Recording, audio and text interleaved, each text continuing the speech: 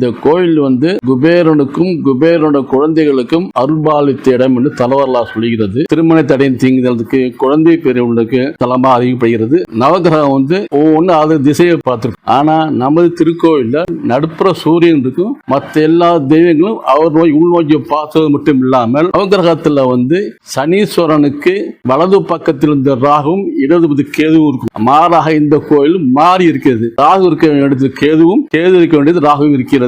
சிவாலயம் எவ்வளவோ சிவலிங்கம் பார்த்திருப்பீங்க. ஆனா நம்ம கோயிலோட சிவலிங்க பெருமை என்னன்னாக்க, நம்ம தீபாவளி ஏற்றும் போது இந்த தீபத்தோட ஜுவாலையாகப்பட்டது மரகத திருமேனி சுவாமி மேலேயே தெரியுது. கவனிச்சு பார்க்கலாம். நாராயண பெருமாள் இங்க அருள்பாலித்து வருகிறார். அரியும் சிவனும் உண்டுங்கிற மாதிரி ஒரே கோயில நம்ம சிவனையும் பார்க்கலாம், பெருமாளையும் பார்க்கலாம். கிட்டத்தட்ட 1000 வருஷங்களுக்கு மேல் பழமையான கோயில். ராஜராஜ சோழனுடைய கல்வெட்டு உள்ளது. அதை அடுத்து ஹொய்சாலர்கள் காலத்து கல்வெட்டு உள்ளது.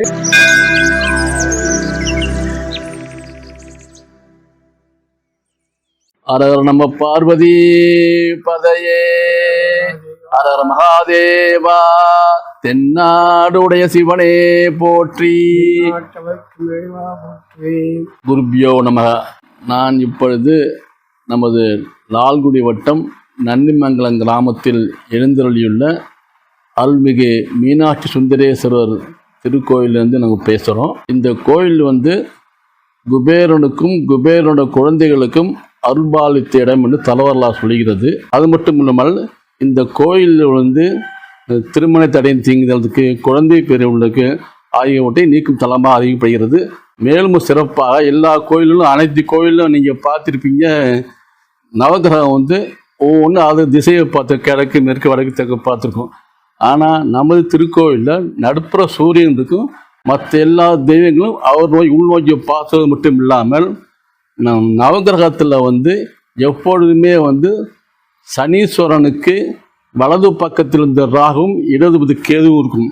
மாறாக இந்த கோயில் மாறி இருக்கிறது. ராகு இருக்க வேண்டியது கேதுவும், கேது இருக்க வேண்டியது ராகுவும் இருக்கிறது. இது ஒரு அருமையான ஸ்தலம். மற்ற சிவாலயம் எவ்வளவோ சிவலிங்கம் பார்த்துருப்பீங்க. ஆனால் நம்ம கோயிலோட சிவலிங்கத்தோட என்ன பெருமை என்னன்னாக்க, நம்ம தீபாவளி ஏற்றும் போது இந்த தீபத்தோட ஜுவாலையாகப்பட்டது மரகத திருமேனி சுவாமி மேலேயே தெரியுது. நீங்கள் கவனித்து பார்க்கலாம்.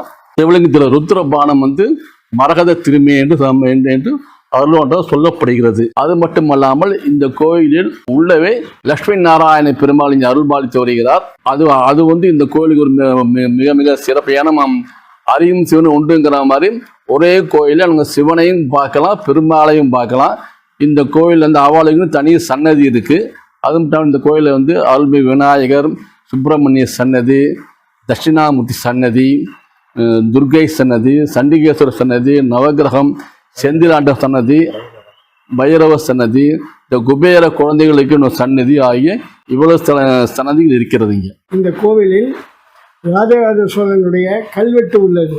அந்த கல்வெட்டில் ராஜராஜ சோழன் இந்த தெய்வ திருமேனியை ஆத்மார்த்தமாக வணங்கியதாக எழுதப்பட்டுள்ளது.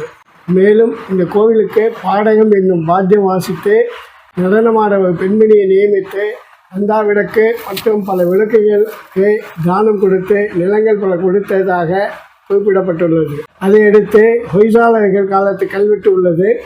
அந்த கல்வெட்டில் இந்த கோவிலுடைய நிலங்களுக்கு மதகமைத்து விவசாயம் செய்ய ஹொய்சாலர்கள் பாடுபட்டதாக சொல்லப்பட்டுள்ளது. மேலும் ஒரு நடுக்கல் ஒன்று ஆலயத்தில் உள்ளது.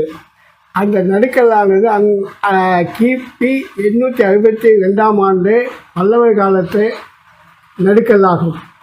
அந்த நடுக்கல்லில் உள்ள சிலையானது அம்பு பாயப்பட்டுள்ளது. கையில் வில் வைத்துள்ளது. அந்த காலத்தில் சமண சைவ மத சண்டையின் பொழுது இந்த கோவிலை பாதுகாத்த அவங்க மதுரையில் போய் சமண மதத்தை கொளுத்திட்டு வந்துட்டாங்க. பின்னாடி வந்த சமணர்கள் இந்த கோவிலை பாதுகாவலரை இந்த கோவில் வாசலில் வைத்து அம்பு போட்டு கொண்டுட்டாங்க. அவங்களுக்காக பல்லவர் காலத்தில் நடுக்கல் சிலையானது இந்த கோவிலின் உள்ளே அமைக்கப்பட்டுள்ளது.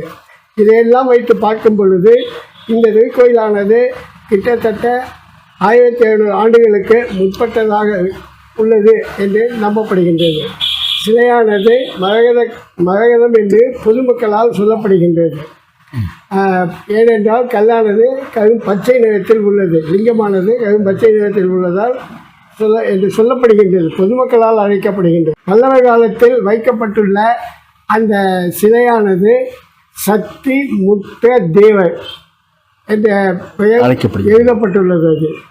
அது இந்த கோவிலானது மிக விசேஷமானது. ஏனென்றால் சிவன் தன்னுடைய குபேரனுக்கு அளித்த வில்வமானது அவனுடைய மக்களால் நலகூபன் மணிகிரிவனால் திருவண்ணாமலையார் வழிகாட்ட இங்கு வந்து ஆலயத்தின் மீது வைத்து அது பல மடங்கு அதிக தங்கமாக ஸ்வர்ணமாக ஜொலித்தது.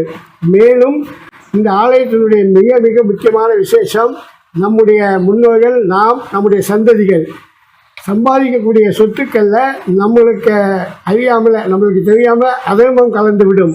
அந்த அதர்மத்தை நீக்கி தர்மத்தை நிலைநாட்ட ஆண்டவன் வந்து அருள் செய்வான். இந்த மீனாட்சி சுந்தரேஸ்வரர் திருக்கோயில் கிட்டத்தட்ட 1000 வருஷங்களுக்கு மேல் பழமையான கோயில். ஒரு சமயத்தில் குபேரனுக்கு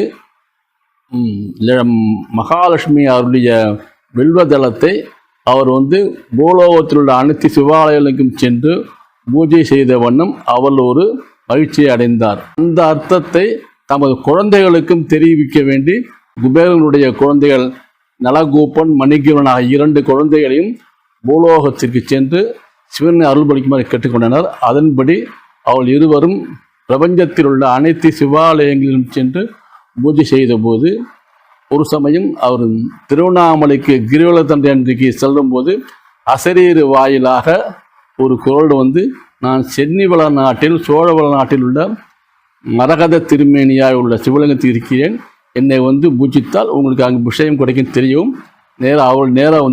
அவர்கள் வந்து பௌர்ணமி கிரிவலத்தை முடித்து கொண்டு இந்த ஸ்தலத்தில் உள்ள வில்வ மரத்திலிருந்து வில்வ தளத்தை எடுத்து சுவாமி மேலே பூஜிக்கும் போது அவர் போட்ட சாதாரண வில்வதளமானது ஸ்வர்ண வில்வதளமாக மாறி அவருக்கு அருள்பாலித்தார் என்று வரலாறு கூறப்படுகிறது. ஒன்று, இந்த கோயிலில் வந்து ஒவ்வொரு மாதமும் பிரதோஷம் சிறப்பாக நடைபெறுகிறது. அது மட்டும் இல்லாமல் ஒவ்வொரு பௌர்ணமி அன்றும் ருத்ரஹோமம் செய்து அபிஷேகம் ஆராதனை சிறப்பாக நடைபெறுகிறது. அது பொதுமக்கள் திரளாக வருகிறார்கள். அது மட்டும் இல்லாமல் சிவராத்திரியும் அன்னதானமும் மிக சிறப்பாக இந்த கோயிலில் நடைபெறுகிறது. ஐப்பசி மாதம் அன்னாபிஷேகமும் மாசி மாதம் சிவராத்திரியும் இந்த கோயில் மிக சிறப்பாக 4 கால பூஜையோடு சிறப்பாக நடைபெறுகிறது. திருச்சி மாவட்டம் லால்குடியிலிருந்து ஒரு 2 கிலோமீட்டர் தூரத்தில் உள்ளது. லால்குடியிலிருந்து நன்னிமங்கலம் செல்லக்கூடிய பஸ்ஸிலும் வரலாம், அங்கே வந்து ஆட்டோவிலையும் வரலாம். 2 கிலோமீட்டர் நீங்கள் நடந்து வந்தாலும் மிக பக்கமான கோயில் தான் அது. அதுவும் இந்த கோயில் வந்து காலம்பரை 9 முதல் 10 மணி வரையிலும், சாயந்தரம் 4:30 முதல் 5 மணி கோயில் திறந்திருக்கும்.